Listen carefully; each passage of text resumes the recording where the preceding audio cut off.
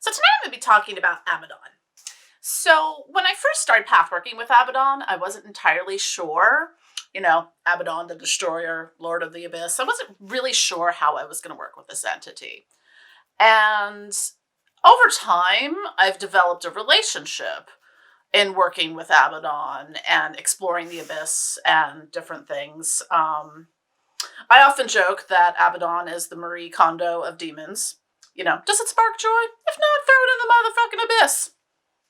Destroy that which does not serve you. It's like, does it spark joy? I mean, really? It's like someone in the demonic marketing department, the new guy, was like, yeah, I don't know if we're going to be able to sell this whole, destroy that which does not serve you to the live, laugh, love crowd. So how about does it spark joy? Anyways. Me and my demonic humor. The first time I encountered Abaddon, it was during one of the workings where all the gatekeepers showed up and they were starting to kind of manifest in their different forms. And the first manifestation Abaddon took was he was this kind of entity wearing a suit of fire. First time I worked with Abaddon was around the summer solstice in 2020, which is this current shit show of a year. And all of the gatekeepers showed up. And I think I originally started out with Lilith and Lucifer, and we rode lightning bolts to the underworld to summon the rest of the gatekeepers. So, they all appeared. And this was the first time I started working with Abaddon, or at least spoke to Abaddon. And he came forth and we talked about destruction. I asked to destroy avocado toast. I don't know why. I don't think I've ever even had avocado toast, so I have nothing against it personally. But he said it was delicious. We may annihilate coleslaw after all, because that stuff is gross. I asked Abaddon about destroying the Trump administration. He said to think bigger on the methodology. I asked about destroying Ed Sheeran, but that Shape of You song is pure hell. But he said, they keep him around for those who fear hell with the threat of having to listen to The Shape of You on repeat for all eternity. The serious message was to destroy that which no longer serves you. I asked what his true form was, and he said he was a black hole filled with candy and razor wire.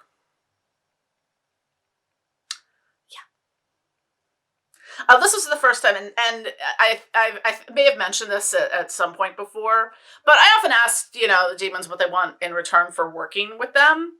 And Abaddon wanted 32 pairs of Christian Louboutin shoes. Now, Christian Louboutin shoes are very high-end luxury designer shoes that probably are, the cheaper pairs are maybe $1,000 a pop. So, that's a lot of money. And why he needs 32 pairs of very expensive shoes is beyond me. And I was like, dude, I don't have that kind of money for 32 pairs of shoes that cost like $1,100 each. He said, I will though, eventually. So eventually I will have enough money to spend $30,000 on shoes for a demon.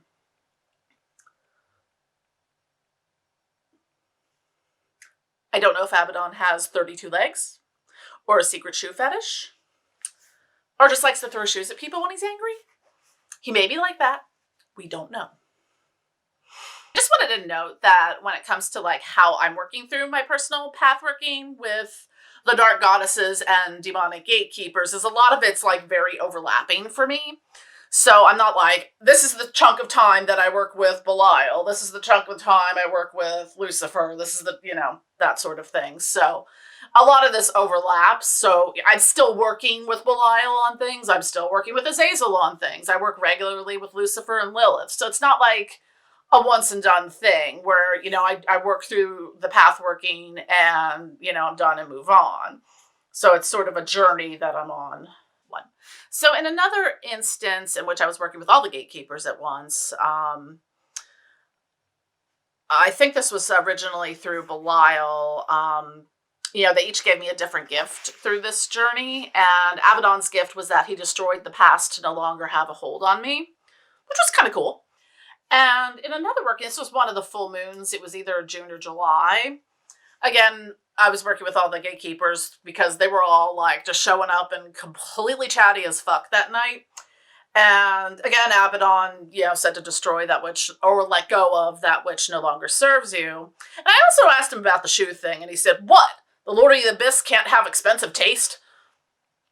So there you have it. One of the things, like, a lot of the questions I get from people when they ask me about when I'm working with, whether it's Lilith or any of the demonic gatekeepers and things like that, is sort of like, especially in the astral realm, it's like, well, how do you see them, or how do you hear them, or what do they sound like? And the only way I can describe Abaddon's voice is if you're not familiar with this, like, look it up on YouTube.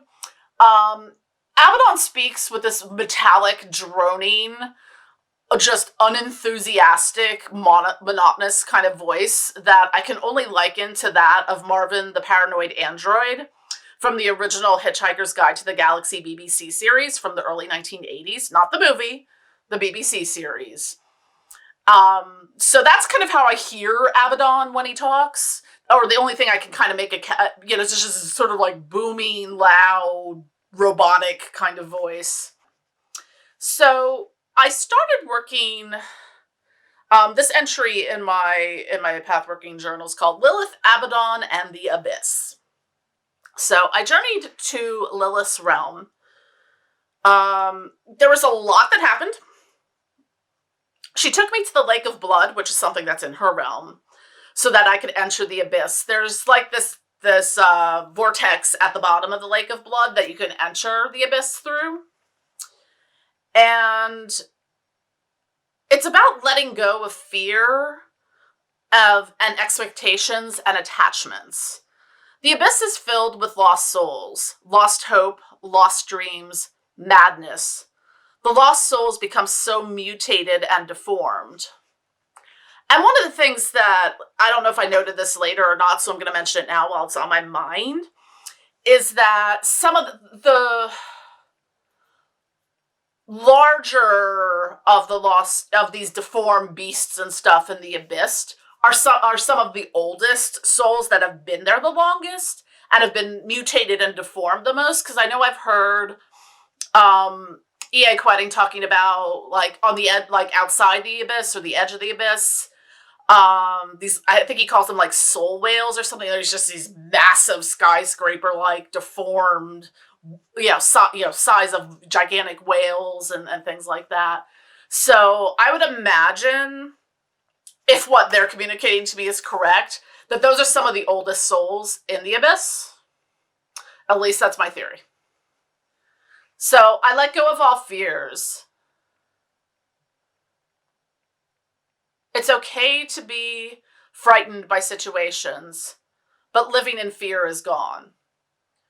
Don't let lost souls pull you down. Sever etheric cords if necessary.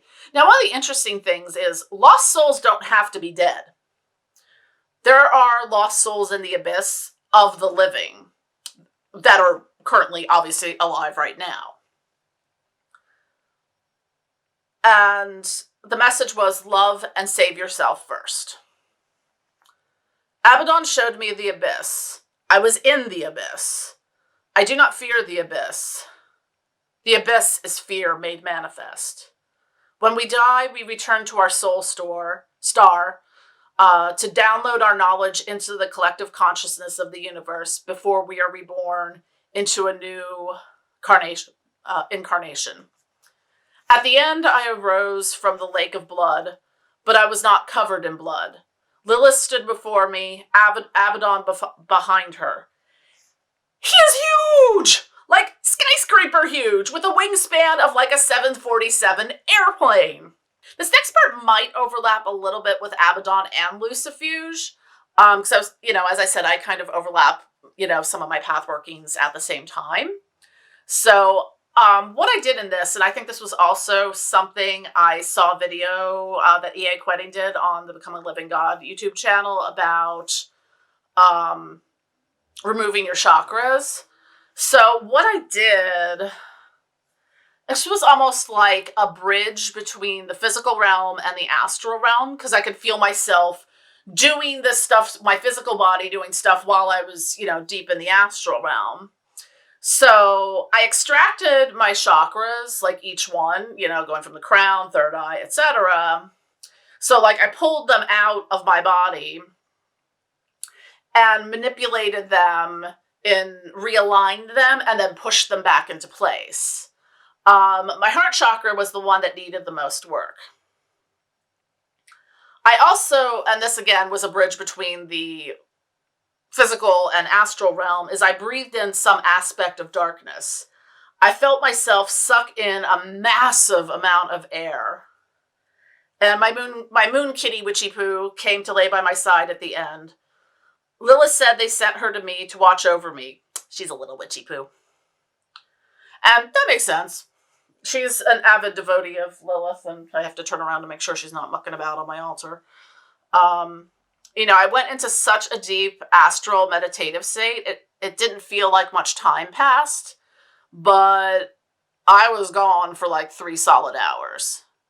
And that's one of the things I find is that when you're doing astral work, time on the astral realm, like it might seem like you're there like 20 minutes in and out. But, if I'm like, okay, I lay down and start doing my work at midnight, sometimes once I'm done, I'll look at the clock and it'll be like 3 a.m. So, and I'm like, that could not have been 3 hours. So time gets a little weird sometimes. But after this experience, I felt very much at peace and very grounded and driven and real and moving forward and not stuck in or carrying the weight of the past around with me. I had to admit hard truths myself, ones that I had been denying. Then I let go of them. Also, we are bloodlines and lineages that are millions of years old. All the people that had to live in order for us to exist today. Holy fuck, this was intense, and I feel like I'm missing half of it. Abaddon said that I have a key inside me. Keys keep coming up in a lot of my workings. Belial said that Lilith holds all the keys to open all the gates, apparently. I'm probably going to do a follow-up video on Lilith at some point in time. In the first video I did, that probably takes us up to about June, or maybe late June, and a lot more has happened since then. But I did ask her to the keys to the gates, and she said, I am the mother of demons, after all, and we don't have iPhones down here. And I need to keep tabs on my children. I asked about fallen angels, and she said, angels and demons are celestial beings that no human witnessed and recorded the fall of angels. So I'm going to skip over some of my recent workings with Abaddon because they're going to play into a bigger story that I'm going to go into in another video, but it involves involves working with a whole bunch of everyone, literally everyone. It involves like working with the Abyss and things like that as well. So I'm going to cover that in a specific video. One of the things that was revealed to me in different workings, and I think I'm going to do a separate video on this just to keep this video short, is I called this How to Save a Soul from the Underworld Abyss. Stay tuned. And to end on a lighter note, I recalled this recently, is that one time when I was working with Abaddon, because Abaddon is very, very, very large. Just the energy and, his astral form, as I mentioned, like the size of a skyscraper with 747 wingspan. There was one, I don't remember exactly what, but I was like riding around on his shoulder like the hobbits on the Ents in Lord of the Rings. I think we were exploring something. I don't know what. But I was just thinking of that recently. So, anyways, that's a little bit about some of my workings with Abaddon. I sometimes call him Abby for short, which he's like, don't call me that. But, yeah, it's, at first I just didn't think I would have really much to work with Abaddon about, but Abaddon has actually been really, really cool to work with, and not super scary. For being, you know, the Lord of the Abyss and the Destroyer and all that stuff. Very powerful.